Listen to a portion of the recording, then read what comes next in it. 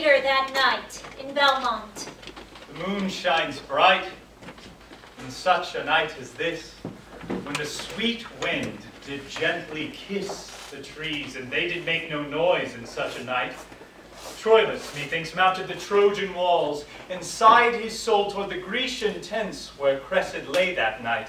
In such a night did Thisbe fearfully o'ertrip the dew, and saw the lion's shadow wear himself, and ran dismayed away. In such a night stood Dido with a willow in her hand upon the wild sea bank, and waft her love to come again to Carthage. In such a night Medea gathered the enchanted herbs that did renew old Jason. In such a night did Jessica steal from the wealthy Jew, and with an unthrift love did run from Venice as far as Belmont. In such a night did young Lorenzo swear he loved her well, stealing her soul with many vows of faith, and ne'er a true one. In such a night did pretty Jessica, like a little shrew, slander her love, and he forgave it her. I would outnight you did nobody come, but hark, I hear the footing of a man. Who comes so fast in the silence of night? A friend. A friend? What friend? Your name, I pray you, friend? Stephano is my name, and I bring word my mistress will, before the break of day, be here at Belmont.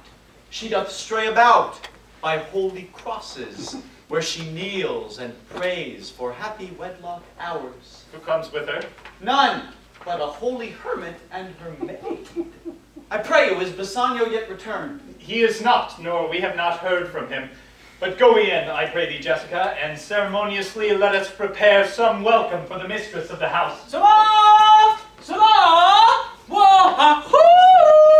Salah! Salah! Who calls? Salah! Did you see Master Lorenzo? Master Lorenzo! Salah! Salah! Leave hallooing, man, here! Salah! Where? Where? Here! Well, I'll tell him there's a post come from my master with his horn full of good news. That my master will be here ere morning. Ha ha! Oh. Sweet soul, let's in, and there expect their coming. And yet, no matter, why should we go in? My friend, Stephano, signify, I pray you, within the house your mistress is at hand, and bid yon fool bring music in the air. How sweet the moonlight sleeps upon this bank. Here will we sit, and let the sounds of music creep in our ears. Soft stillness and the night become the touches of sweet harmony. Come home, and wake Diana with a hymn. With sweetest touches, pierce your mistress' ear, and draw her home with music. I am never married when I hear sweet music. The reason is your spirits are distracted. If you but note a wild and wanton herd, or race of youthful and unhandled colts, fetching mad bounds, bellowing and neighing loud, which is the hot condition of their blood, if they but hear, perchance, a trumpet sound, or any air of music touch their ears, you shall perceive them make a mutual stand, their savage eyes turn to a modest gaze by the sweet power of music. The man that hath no music in himself, nor is not moved with concord of sweet sounds, is fit for treasons, stratagems, and spoils. Let no such man be trusted. Mark the music. That light we see is burning in my hall. How far that little candle throws his beams. So shines a good deed in a naughty world. When the moon shone, we did not see the candle. So doth the greater glory dim the less. Music, hard. It is your music, madam, of the house. Nothing is good, I see, without respect. Methinks it sounds much sweeter than by day. Silence bestows that virtue on it, madam. The crow doth sing as sweetly as the lark when neither is attended. And I think the nightingale, if she should sing by day when every goose is cackling, would be thought no better a musician than the wren. How many things by season seasoned are, to their ripe praise and true perfection. Peace, oh, the moon sleeps with Endymion and would not be awake. Is the voice, or am I much deceived? Portia! He knows me as the blind man knows the cuckoo by the bad voice. Dear lady, welcome home. We have been praying for our husband's welfare. Are they returned? Madam, they are not yet, but there is come a messenger before to signify their coming. Go in, Nerissa. Give order to my servants that they take no note at all of our being absent hence, nor you, Lorenzo, Jessica, nor you. Your husband is at hand. Fear you not, madam, we are no telltales. Sorry, that's a big change. Oh, Yeah, sorry. you'll be at the door. Yeah, sorry. He says you're at hand, you're away, you're just coming through the door. Okay. So do Okay, I then- see him yet, though? That's like on the actual theater. That is Yeah, it that's gonna right. be lit or anything? Because no one will see me. Yep, they'll see you fine. Okay. Oh, Do so I this see is, him, though? this is just more. This is for Lorenzo then. Yeah. More. Okay. Okay. Do I see him?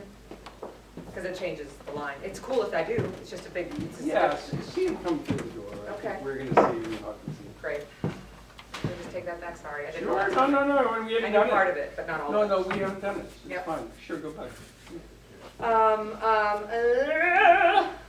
We have been praying for our husband. We have been praying for our husband's welfare. Are they returned? Madam, they are not yet, but there is come a messenger before to signify their coming. Go in, Nerissa. Give order to my servants that they take no note at all of our being absent hence, nor you, Lorenzo, Jessica, nor you. Your husband is at hand. We are no telltales, madam, fear you not. This night, methinks, is but the daylight sick. It looks a little paler. 'Tis a day such as the day is when the sun is hid. We should hold day with the Antipodes, if you would walk in absence of the sun. Let me give light, but let me not be light, for a light wife doth make a heavy husband, and never be Bassanio so for me. But God sort all, you are welcome home, my lord. I thank you, madam. Give welcome to my friend. This is the man.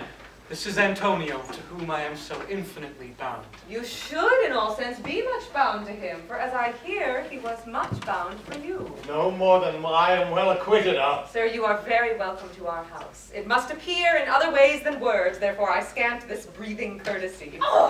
By yonder moon, I swear you do me wrong. In faith, I gave it to the judge's clerk. A quarrel? How already? What's the matter? About a hoop of gold, a paltry ring that she did give me, whose poetry for all the world was love me and leave me not. What talk you of poetry or value? You swore to me when I gift you that you would wear it to your hour of death, and that it would lie with you in your grave.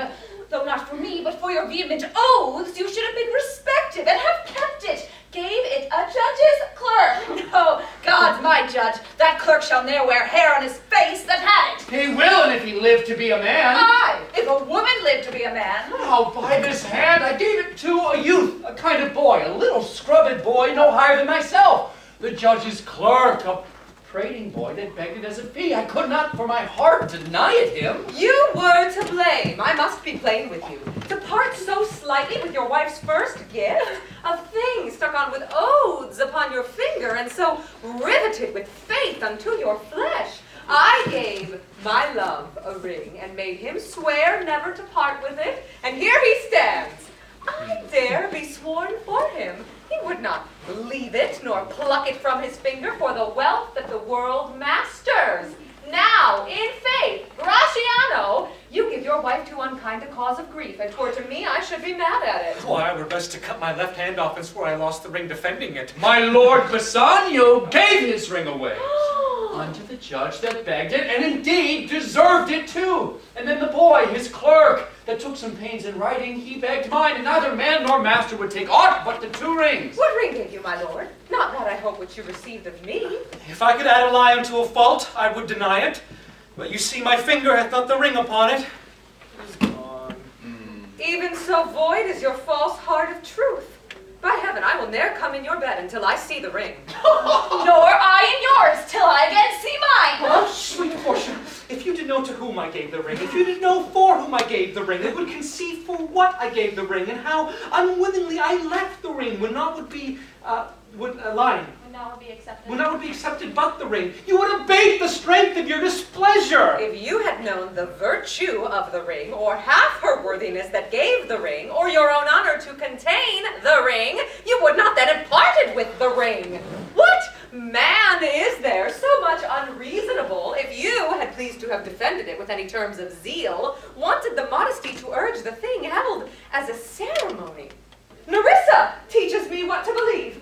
I'll die for it, but some woman had the ring! Oh, no, by my honor, madam, by my soul, no woman had it, but a civil doctor, which did refuse 3,000 ducats of me, and begged the ring, the which I did deny him, and suffered him to go displeased away. Even he that had held up the very life of my dear friend. What shall I say, sweet lady? I was enforced to send it after him.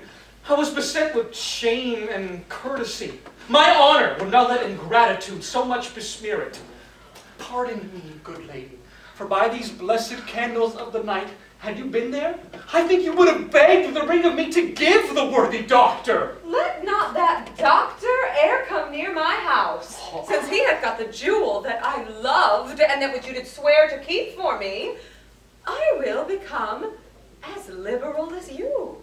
I'll not deny him anything I have. No, not my body, nor my husband's bed. Know him I shall, I am well sure of it. Lie not a night from home. Watch me like Argus. If you do not, if I be left alone, now by mine honor, which is yet mine own, I'll have that doctor for my bedfellow. And I, his clerk. Therefore, be well advised how you to leave me to my own protection. Well, do you so? Let not me take it then, for if I do, I'll mar the young clerk's pen. I am the unhappy subject of these quarrels. Sir, grieve not you. You are welcome notwithstanding. Portia, forgive me this enforced wrong, and in the hearing of these many friends, I swear to thee, even by thine own fair eyes wherein I see myself. Mark you but that. In both my eyes he doubly sees himself. Nay, but hear me! Pardon this fault, and by my soul I swear I never more will break an oath with thee. I once did lend my body for his wealth, which but for he who has your husband's ring had quite miscarried. I dare be bound again, my soul upon the forfeit, that your lord will never more break faith advisedly. Then you shall be his surety. Give him this, and bid him keep it better than the other. My lord Bassanio, swear to keep this ring. By heaven, it's the same I gave the doctor. Pardon, Bassanio, for by this ring the doctor lay with me. And pardon me, my gentle Gratiano, for that same scrubbed boy, the doctor's clerk, in lieu of this, last night did lie with me. What? Are we cuckolds ere we have deserved it? Speak not so grossly. You are all amazed. Here is a letter. Read it at your leisure. It comes from Padua, from Bellario. There you shall find that Portia was the doctor, Nerissa here, her clerk. Lorenzo there shall witness I set forth as soon as you, and even but now returned. I have not yet entered my house. Antonio, you are welcome, and I have better news in store for you than you expect. Unseal this letter soon. There you shall find 3 of your argosies are richly come to harbor suddenly. You shall not know by what strange accident I chanced on this letter. I am dumb. Were you the doctor and I knew you not? Were you the clerk that is to make me cuckold? Aye, but the clerk who never means to do it, unless he live until he be a man. Sweet doctor, you shall be my bedfellow when I am absent. Then lie with my wife. Sweet lady, you have given me life and living. For here I read for certain that my ships are safely come to road. How now, Lorenzo? My clerk hath some good comforts too for you. Aye, and I'll give them him without a fee. There do I give to you and Jessica, from the rich Jew, a special deed of gift, after his death, of all he dies possessed of. Fair ladies, you drop manna in the way of starved people. It is almost morning, and yet I am sure you are not satisfied of these events at full. Let us go in and charge us there upon interrogatories, and we will answer all things faithfully. Let it be so. The first interrogatory that my Nerissa shall be sworn on is, whether till the next night she had rather stay, or go to bed now, being 2 hours today. But were the day come, I should wish it dark, till I were couching with the doctor's clerk. For while I live, I'll fear no other thing, so sore as to be safe with Nerissa's ring.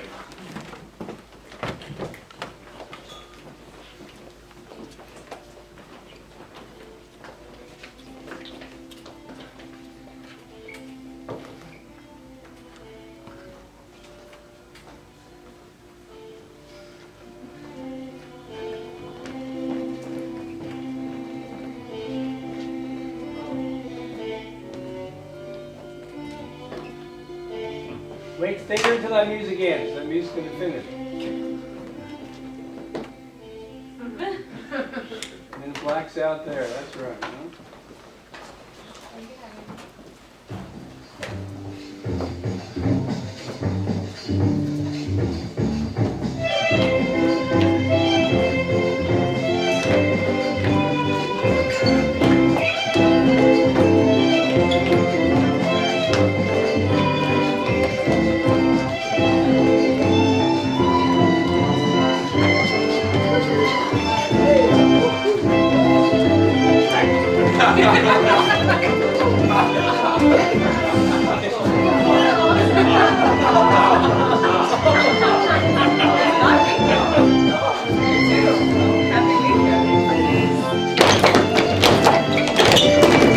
Hey! Keep going.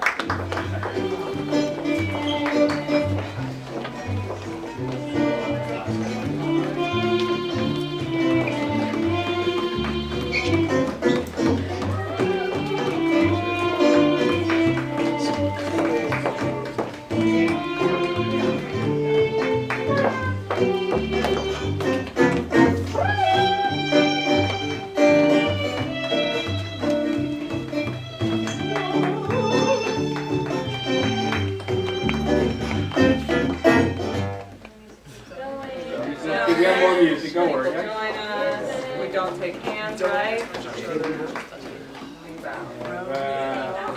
You got through